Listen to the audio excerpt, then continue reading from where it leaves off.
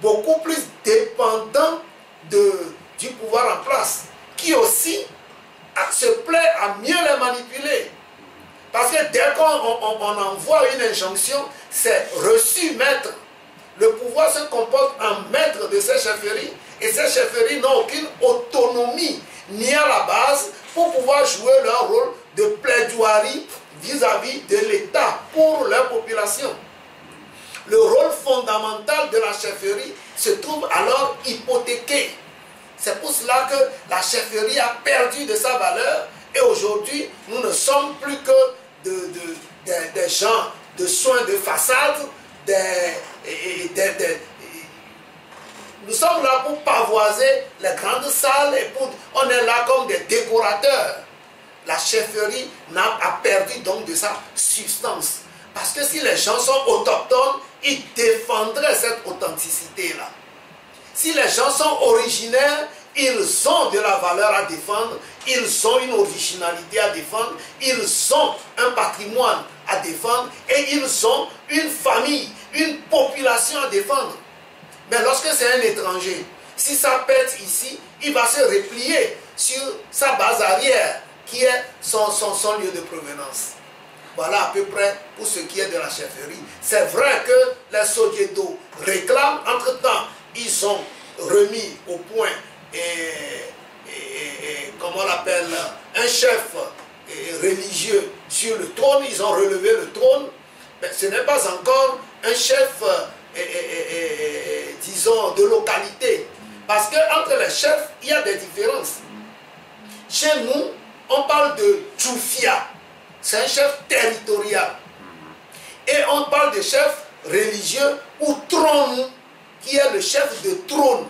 Lui, il est là au niveau du trône, mais il ne joue pas le rôle politique, foncier et territorial. Il y a une nuance entre les chefs. Mais qui n'est pas d'une localité ne peut pas se réclamer de chef territorial, parce qu'ils n'ont qu'un territoire comme patrimoine. Et tous ces chefs-là n'ont même pas de famille réelle.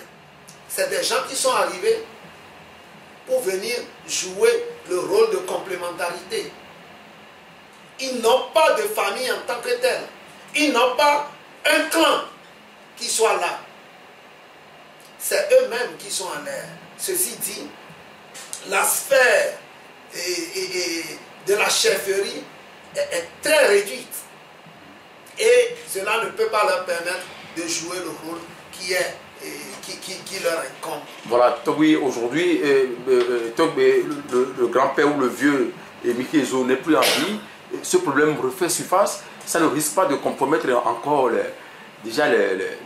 conflit qui existant mais qui ne disait pas son nom. Dans tous les cas, le conflit est là, latent depuis des années. La chefferie à Klassou, en toute connaissance de cause, s'impose, reprend de plus belle le patronyme Adela, comme ils sont des Adela, parce que tout le monde peut porter le nom qu'il veut, mais ils savent que cela couvre. Et ils ont l'onction du pouvoir. Parce que c'est l'onction du pouvoir, ce n'est pas l'onction de la communauté. Puisque de la communauté, nous tous, nous savons que c'est des gens qui exercent une fonction d'occupation. C'est des gens qui sont là, qui ne sont pas nôtres. Qui ne peuvent même pas se réclamer de baie à proprement parler parce qu'ils ont leur localité. Qui peut être de baie est élevé d'abord. Les Tchoubans ne peuvent pas être baie. Les gens qui sont arrivés d'Anéo, c'est des Tchoubans, c'est des Gains et autres. Ils ne peuvent pas être baie parce qu'ils ne sont pas élevés. Donc on parle de l'usurpation du trône au niveau de Adela, Klassou, Louis. Au fait, si nous parlons de usurpation de trône, puisque tout le monde peut avoir son trône, toutes les familles ont leur trône. Ils ont leur trône. Mais c'est une usurpation d'autorité à la base. C'est que l'autorité à la base incombe à la famille autochtone, chef territorial.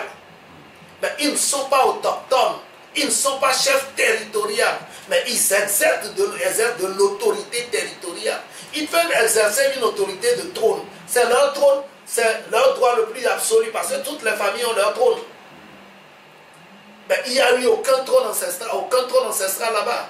Parce qu'un étranger, ma foi, ne va pas avoir... En tout cas, vous savez qu'aujourd'hui, même les menuisiers nous fabriquent des trônes et les gens s'intéressent. Voilà, comment régler ce problème? Je crois que le tout viendra de celui-là qui reconnaît ses chefs. De celui-là qui distribue comme des pains la chefferie aux gens. Pour qui voudrait l'avoir, l'essentiel est de pouvoir les accompagner et de les bercer, même si ça ne va pas. Il faut qu'on cesse de couronner ces charmeurs de chefs. Il ne faut pas qu'on rende la chefferie appendice au pouvoir. Il faut faire en sorte à lui redonner toute sa valeur et son autonomie. Il faut que les chefs aient également leur voix dans la gestion de notre pays. Aujourd'hui, nous n'avons aucune voix. Alors celui qui veut se taire, c'est un bon chef. Mais celui qui parle de trop, c'est un mauvais chef à évincer. Il faut que nous cessions avec cette façon de considérer les parcelles d'autorité. Les chefs aussi ont une parcelle.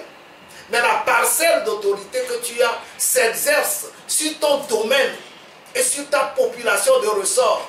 Mais aujourd'hui, ils ont fait en sorte à ce que même les limites des domaines n'existent plus. Puisqu'ils savent également que c'est de la médiocrité qu'ils sont en train de se demander la limite d'un chef. Il peut se tailler ce qu'il veut et des gens augmentent leur espace à qui mieux. Et tous ces gens-là sont des halogènes. Il faut qu'ils reconsidèrent l'histoire de notre localité pour savoir qui était là et qui est venu 2 siècles plus tard ou 3 siècles plus tard. Ben n'a pas été fondé avec la colonisation. Ben a été fondé entre le 15e et le 16e siècle. Puis, il y avait eu l'esclavage, ils ont participé. La période, comment on l'appelle, des explorateurs, et puis la colonisation. Et c'est avec la colonisation que ces halogènes sont venus pour un mieux-être à Ben.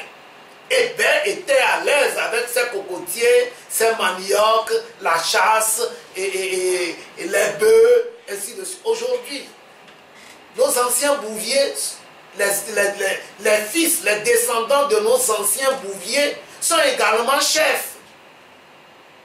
Les descendants de nos anciens esclaves sont également chefs. Même nos acquéreurs de terrain d'hier sont également chefs traditionnels avec des trônes. Mais ils gardent quelle coutume là? Ça énerve. Mais à qui iriez-vous? Si ce n'est qu'à ceux-là qui cautionnent cet état de choses. À qui plaindriez-vous? Si ce n'est qu'à celui-là qui se plaît dans cette cacophonie où personne n'a à lever le moindre doigt pour critiquer quoi que ce soit. Pour que cela change, il faut que tout change. Voilà ce que je vais pouvoir vous dire.